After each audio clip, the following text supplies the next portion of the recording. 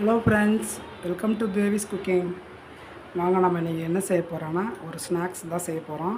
ஏதோ குழந்தைங்க அடம் பிடிச்சி அழுதாங்கன்னா நம்ம கடையில் எதுவும் வாங்கி தராமல் வீட்டிலேயே செய்யணுன்ட்டு ஒரு ஸ்நாக்ஸ் தான் செய்ய போகிறேன். அதுக்கு நம்ம ஒரு முட்டைக்கோஸ் வச்சு வீட்டில் இருக்க பொருளை வச்சு நம்ம செய்யலாம். வாங்க அது எப்படி செய்கிறதுன்ட்டு வீடியோவில் பார்க்கலாம். பாருங்கள், அதுக்கு நான் ஒரு மிக்சிங் பவுல் எடுத்திருக்கேன்.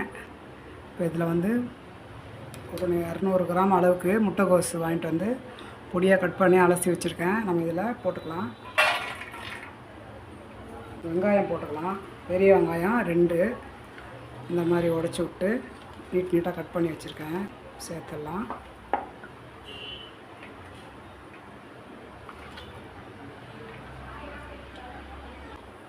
ரெண்டு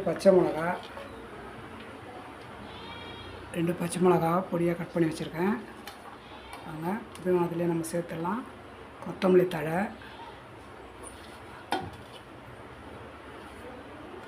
கருவேப்பிலையும் ஒரு கொத்து போட்டுடலாம். சின்ன ஸ்பூனில் கரம் மசாலா, மஞ்சத்தூள் 1 ஸ்பூன் போட்டுக்கலாம். ஒரு சிட்டிகை சில்லி பவுடரு 1 ஸ்பூனு. இது நம்ம அப்படியே பிசைஞ்சிட்டு அதுக்கப்புறம் மாவு சேர்த்துக்கலாம். இந்த வெங்காயத்துலேயே தண்ணி இருக்கும். கோஸ் அலசி வடிகட்டி தான் வச்சேன், இருந்தாலும் அதுலேயும் தண்ணி இருக்கும். அதனால் நம்ம இது எல்லாத்தையும் கலந்துட்டு இன்னும் உப்பு போடலை, உப்பு மாவும் சேர்த்துக்கலாம். பாருங்க, இப்படி கலந்தாச்சு. இப்போ நம்ம இதில் கடலை மாவு ஒரு 150 கிராம் அளவு இருக்கும், இதில் போட்டுக்கலாம். கூடவே பச்சரிசி ஒரு 2 ஸ்பூன் அளவு சேர்த்துக்கலாம். பச்சரிசி மாவு, சோம்பு 1 ஸ்பூன் சேர்த்துக்கலாம். சோம்பு தான் மெயின் இருக்குது. பாருங்கள், பெரிய ஸ்பூனு அரை தான் போட்டிருக்கேன். சோம்பு சேர்த்தாச்சு. இப்போது இஞ்சி பூண்டு பேஸ்ட்டு இந்த மாதிரி நான் அரைச்சிருக்கேன், தோலோடு போட்டு ஒன்றும் பாதியமாக. இந்த மாதிரி இருந்தால் தான் இந்த பரோடாவுக்கு நல்லாயிருக்கும் போடுறதுக்கு. 1 ஸ்பூன் அளவு போட்டுக்கலாம். இதுக்கு தேவையான சால்ட்டு சின்ன ஸ்பூனில் 1 ஸ்பூன் போடுறேன்.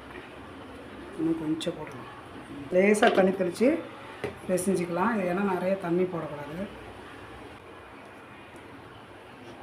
பாருங்கள், தண்ணியே போடலை இன்னும். இதுலேயும் வெங்காயத்துலேயும் கோஸில் இந்த தண்ணி இந்த அளவு இருக்குது. இப்போ நம்ம இதில் ஒரு சின்ன கரண்டி அளவுக்கு எண்ணெய் சேர்த்துக்கலாம். இந்த செய்யறதுக்காக எண்ணெய் காய்ச்சி வச்சுருக்கேன், அதை கொஞ்சம் ஊற்றிக்கலாம்.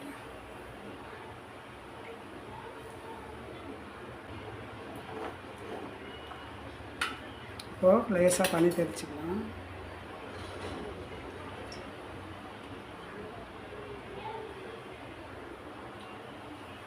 இதே போதும்னு நினைக்கிறேன்.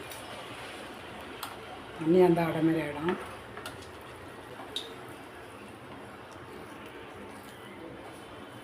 பாருங்கள், இது எப்படி இதில் ஒரு 2 ஸ்பூன் அளவு தான் தண்ணி சேர்த்தோம். இந்த அளவு இருக்குது. நம்ம இப்படி பிடிச்சும் உருண்டை மாதிரியே பண்ணியும் போடலாம், எண்ணெயில் போட்டு பொரிச்சு எடுக்கலாம். அப்படி இல்லை பக்கோடா மாதிரியும் போடலாம். பாருங்கள், ஸ்டவ்வில் எண்ணெய் காய்ச்சி வச்சுருக்கேன். கடாய் வச்சு எண்ணெய் ஊற்றிருக்கேன். எண்ணெய் காய்ஞ்சிருச்சு. இப்போ நம்ம கொஞ்சம் கொஞ்சமாக எடுத்து போட்டுடலாம். இது நிறைய தீ பிடிக்காது, நான் ஸ்லோவாக தான் வச்சுருக்கேன். எண்ணெய் காய்ஞ்சிட்டோன்னா நம்ம ஸ்லோ பண்ணிக்கலாம்.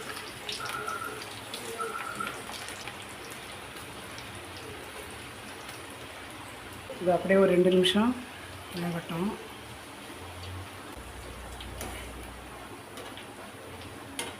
இதில் நிறைய ஈரம் இருக்கும். அந்த க்ளவுஸ் இதெல்லாம் ஈரம்ன்றதுனால கொஞ்சம் டைம் எடுத்து தான் வேகும். சிம்மில் வச்சு நம்ம வேக வச்சு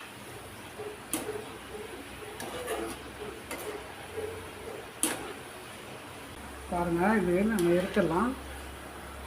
இது மேலே விட்டால் தீஞ்சிரும்.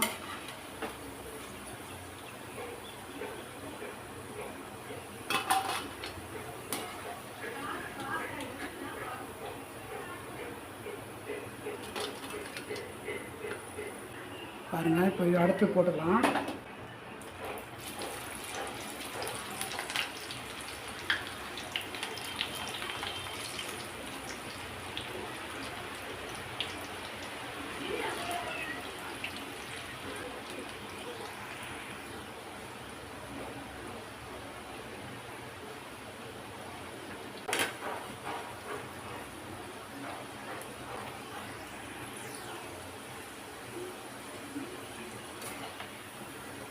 நல்லா எல்லா இடமும் ஒன்று போல் கலந்து விட்டுருவோம்.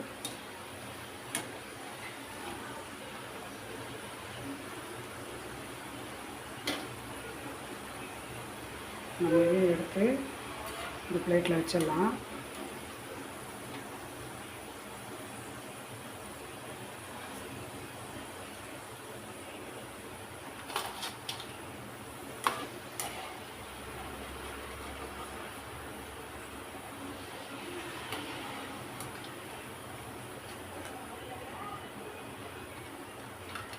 வீட்டிலேயே இருக்கக்கூடிய பொருளுக்கு யோசித்து வச்சு நம்ம மொறுன்னு ஒரு ஸ்நாக்ஸ் ரெசிபி முட்டைகோஸ் பக்கோடா ரெடி ஆக்கிட்டோம்.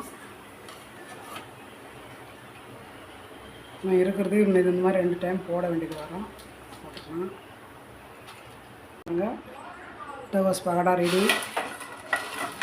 அவ்வளோ அருமையாக இருக்குது பாருங்கள். சாப்பிட்டு பார்க்கலாம்.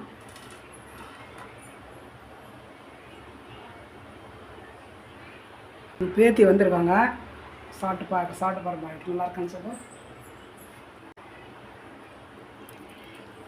நல்லா முறுமுறுப்பான முட்டைகோஸ் பக்கோடா ரெடி. சூப்பர், நல்லா இருக்காம்மா. பாருங்கள், உங்களுக்கு இந்த வீடியோ பிடிச்சிருந்தா லைக் பண்ணுங்கள், ஷேர் பண்ணுங்கள், சப்ஸ்கிரைப் பண்ணுங்கள். நீங்களும் உங்கள் வீட்டில் செஞ்சு பாருங்கள், ஷேர் பண்ணுங்கள். நெக்ஸ்ட் வீடியோவில் சந்திப்போம். அது வரைக்கும் பாய்.